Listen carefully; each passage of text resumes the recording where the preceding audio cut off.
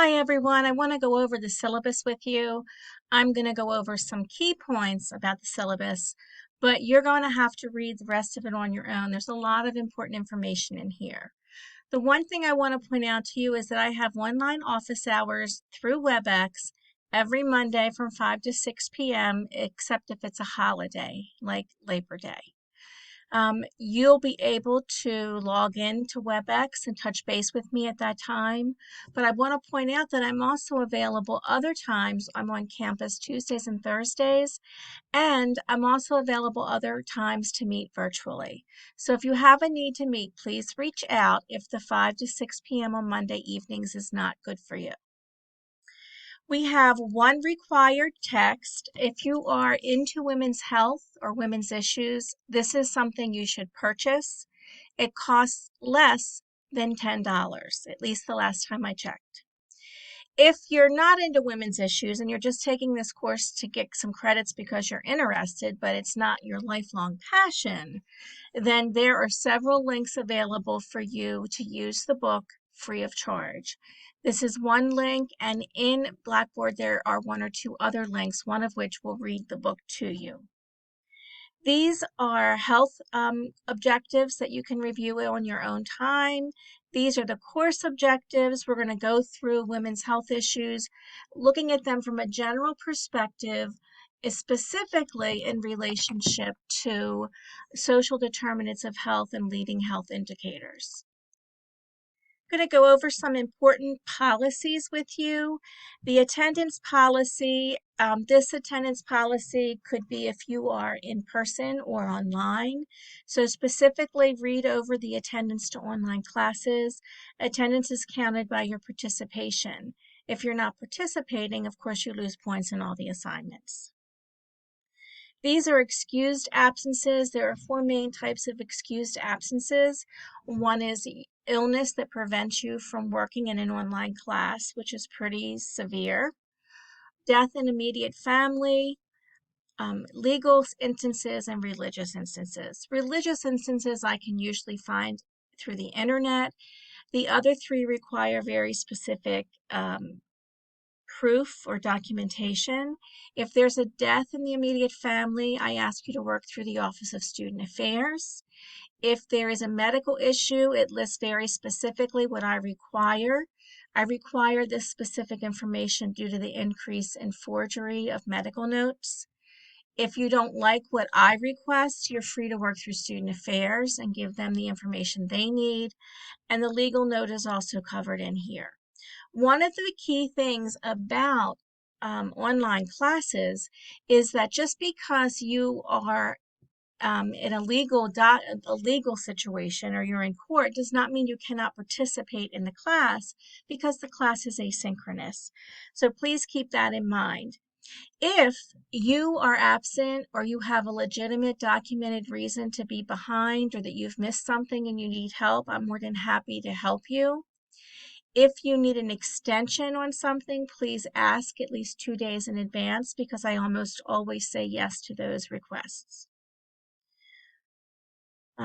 Lateness, there are penalties for late assignments, so if you need that extension, make sure you ask. I'm asking you to save your documents a specific way because I'm trying to help you learn how to save your documents so that they make logical sense wherever it is you're saving them. So you have the name of the course is Health 219, the name of the assignment, the date, and then your name. That is really important, and the date is listed year, month, date, because you want all of the year together, then you want all of the month in that year together, and then you want the dates in chronological order. If you use words and not numbers, things are not in chronological order. For example, May comes after D for December, but May comes before December if you're doing it chronologically. So everything is in numerals, and if you look at the example I give you here, you notice everything is 2 digits. So the month is 03 and the date is 22. If it would be 0302. The reason you must have 2 digits is that your computer reads 03 as 3. If you put the number 3 only, your computer reads that as 30. And when it sorts things chronologically, 3 will be logged as a 30 and not as a 03 or the actual number 3. If you're confused about that, please ask. Participation is discussed here. Conduct is discussed here. Electronic devices, we're not in a face-to-face situation, so that's not relevant. I've already addressed attendance. Academic integrity is critical and it's expected at all times. Anyone who breaches academic integrity policy, you will be sent to the academic student affairs office and they will review the case. Also, the lowest penalty you will receive from me is a 0 on that specific assignment. It's important that you understand academic integrity, and there is a link here, and the last time I checked it worked. If it doesn't work, please let me know. Communications, I want to let you know that I pick up my email once a day, usually in the early morning, Monday through Friday. Although I may pick it up more than that, those are the guaranteed times that I will pick it up. I do not typically read emails on the weekend. So if you have an urgent issue, you would then send me a text message at the phone number that's given at the top of the syllabus. Please do not use messaging in Blackboard. Please send emails to me at my email address. Here is this specific scoring. We have no written tests and no written papers. You'll have small written assignments, but you'll have no large written paper in this class. So we have an online 01, which is a review of everything in the introductory lesson. Then there are discussion boards. There's a reflection for each units 1, 2, and 3.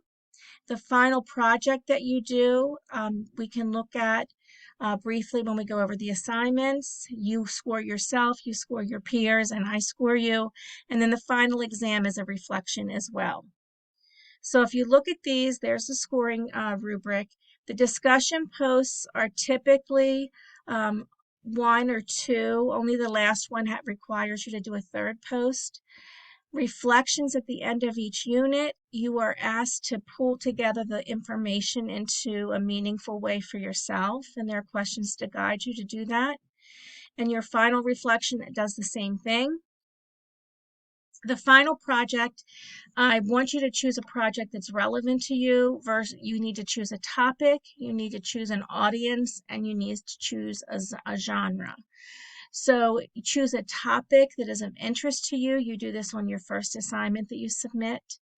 I'm going to require you for the most cases to choose an audience who's going to be reading this document that you're creating. And the third item is, what is it that you're creating? And so let's look at some of those concepts. So these are the topics that I have at this point, although I'm open to other topics. They're all, no matter what project you do, they're all graded the same way.